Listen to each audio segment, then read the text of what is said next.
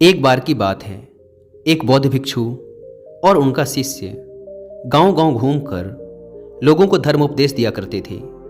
एक बार जब वो एक गांव में धर्मोपदेश देकर वहां से चलने ही वाले थे कि तभी जोरों की बारिश शुरू हो गई।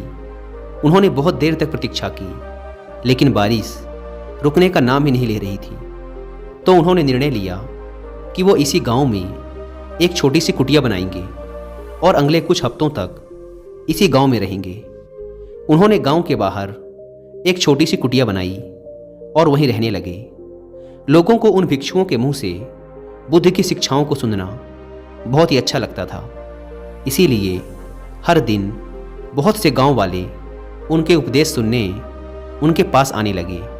गांव के लोग उन बौद्ध भिक्षुओं से गहरा स्नेह रखते और उन्हें बहुत मान सम्मान देते।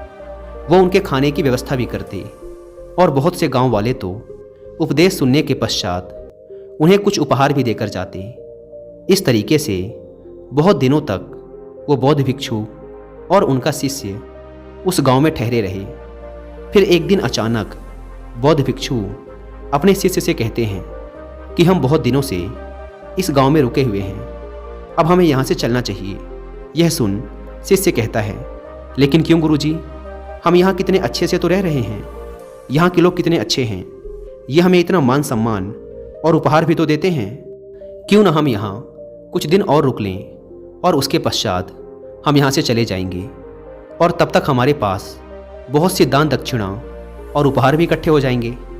शिष्य के मुंह से ऐसी बातें सुनने के बाद गुरु ने कहा, नहीं, अब हम यहाँ और नहीं रुक सकते। हम यहाँ पहले ही बहुत रुक चुके हैं और हमें धन और उपहारों के इकट्ठा करके करना भी क्या है। ये चीज़ें हम भिक्षुओं के किसी काम की नहीं हैं और हमें इनसे लगाव भी नहीं रखना चाहिए। हम तो त्याग के मार्ग पर चले हैं, फिर हमें इस धन का क्या करना है।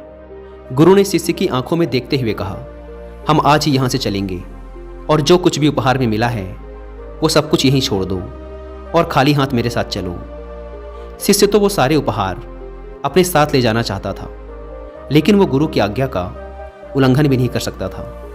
इसीलिए वो जाते जाते कुछ चांदी के सिक्के बिना गुरु को बताए अपने कपड़ों की पोटली में छिपा लेता है। जैसे ही वो कुछ दूर चले, उन्हें रास्ते में एक बहुत बड़ी नदी मिली। वो जिस गांव में धर्मोपदेश के लिए जाना चाहते थे, वहां तक पहुंचने के लिए उन्हें इस नदी को पार करना ही था। जब वो नदी के किनारे पर पहुंचे तो वहां एक नाव चालक बैठा हुआ था। उसने दोनों भिक्षुओं को देखते ही कहा, मैं आपको ये नदी पार करा सकता हूँ। वैसे तो मैं लोगों से नदी पार कराने के 2 चांदी के सिक्के लेता हूँ, पर क्योंकि आप लोग भिक्षु हैं, इसीलिए मैं आपको केवल 1 चांदी के सिक्के के बदले ही नदी पार करा दूंगा। क्योंकि भिक्षु और उनके शिष्य के पास चांदी के सिक्के नहीं थे, इसीलिए वो उस नाव चालक से बिना कुछ बोले चुपचाप नदी के किनारे आकर बैठ गए। हालांकि शिष्य ने चांदी के बहुत से सिक्के अपनी पोटली में छिपा रखे थे, लेकिन वह उन्हें निकाल नहीं सकता था, क्योंकि उसे डर था कि गुरुजी उस पर गुस्सा होंगे। इसीलिए वो भी गुरु के साथ चुपचाप ये सोचकर बैठा रहा कि देखते हैं बिना सिक्कों के गुरुजी नदी कैसे पार करते हैं। लेकिन गुरु ये सोचकर किनारे बैठे रहे कि हो सकता है कुछ देर बाद ये नाव चालक खुद ही बिना सिक्कों के उन्हें नदी पार करा दे, या फिर जिस गांव से वो अभी आए हैं वहां का कोई इंसान यहां से गुजरे और उनके हिस्से का किराया भी नाव चालक को दे दे। लेकिन ना तो नाव चालक ने कुछ कहा और ना ही गांव का कोई शिष्य वहां से गुजरा। बैठे बैठे शाम हो गई, लेकिन डर के मारे ना तो शिष्य ने पोटली में से सिक्के निकाले और ना ही नाव चालक बिना सिक्कों के उन्हें नदी पार कराने के लिए तैयार था। अंधेरा होने लगा, लेकिन वो अभी बैठे हुए थे। यह देख नाव चालक ने उन्हें डराने की कोशिश की। उसने कहा, महात्मन, रात होने को है और रात में आप लोगों का यहाँ ठहरना खतरनाक हो सकता है, क्योंकि बहुत से खुखार जंगली जानवर रात में इस नदी में पानी पीने आते हैं और आपके साथ कुछ भी हो सकता है। इसीलिए या तो आप जहाँ से आए हैं वहीं वापस लौट जाएं, या फिर मुझे सिक्के देकर ये नदी पार करें और अपने गंतव्य तक पहुँचें। और वैसे भी कुछ देर बाद मैं भी अपनी नाव लेकर यहाँ से जाने वाला हूँ। जैसे ही शिष्य ने उस नाव चालक के मुंह से खतरे की बात सुनी, वह बहुत डर गया। उसने तुरंत ही अपनी पोटली में से 2 चांदी के सिक्के निकाले और नाव चालक को देते हुए कहा, कृपया हमें जल्दी से नदी पार करा दें। नाव चालक ने सिक्के लेकर उन्हें नदी पार करा दी। नदी पार करने के बाद गुरु ने कहा, जब मैंने तुमसे कुछ भी लेने के लिए मना किया था तो फिर तुमने ये चांदी के सिक्के क्यों रख लिए थे? तुमने मेरी बात क्यों नहीं मानी? शिष्य ने कहा, गुरुजी, अगर ये चांदी के सिक्के मेरी पोटली में नहीं होते तो हम बहुत बड़ी मुसीबत में पड़ सकते थे। रात का समय था और कुछ भी हो सकता था।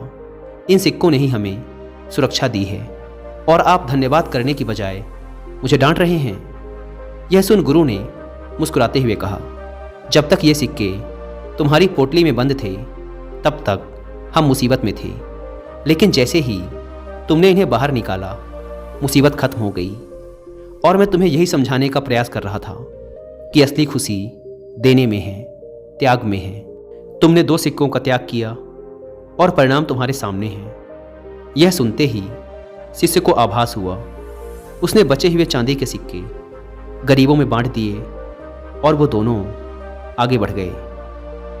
दोस्तों, इस कहानी की सीख यही है कि हमें अपने जीवन में सांसारिक वस्तुओं से अधिक लगाव नहीं रखना चाहिए और अपनी आंतरिक खुशी पर ध्यान देना चाहिए और केवल उतना ही इकट्ठा करना चाहिए जितना एक सुखी जीवन जीने के लिए जरूरी है, ना कि दिखावा करने के लिए और लोगों की नज़रों में अमीर दिखने के लिए।